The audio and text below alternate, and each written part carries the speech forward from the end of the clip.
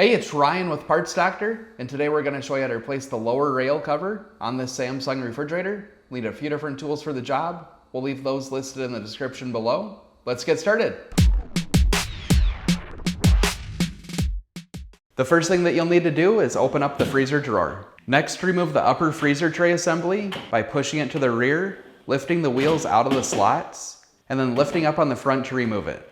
Next, remove the freezer box tray by tilting the rear and pushing back to remove it from the front slot. Then tilt forward and lift up to remove. Next, remove the 4 10mm bolts. There are 2 on each side. Next, we can remove the freezer door by grabbing both sides, lifting up to remove the door brackets from the slide rails, and lifting out to remove. Next, remove the retaining pin from the gear shaft by simply pulling it out. Next, remove the gear shaft by sliding it to the right, then lifting up on the left side and sliding it out to remove it. To remove the freezer drawer slide rail, first make sure that it is fully extended, then depress the locking tab and slide it out. Next, remove the Phillips screws. To remove the lower rail cover, push the front towards the center, then pull towards you to remove it.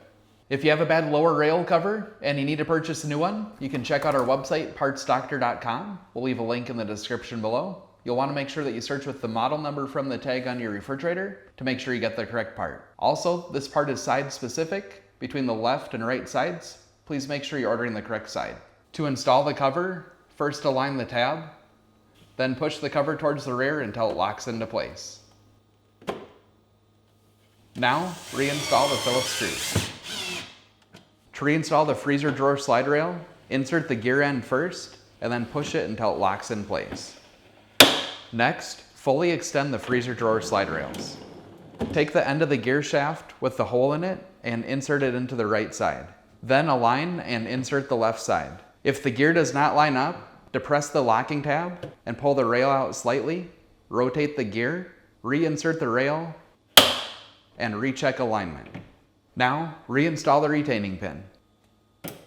Next, reinstall the freezer door by aligning the tabs on the door brackets with the slots on the freezer glides and setting in place. Now, reinstall the 4 10mm bolts. Next, reinstall the freezer box tray by inserting the back first, tilting the front forward into the slot, and then setting it in place. Next, reinstall the upper freezer tray by tilting in the rear and setting it down onto the freezer box tray.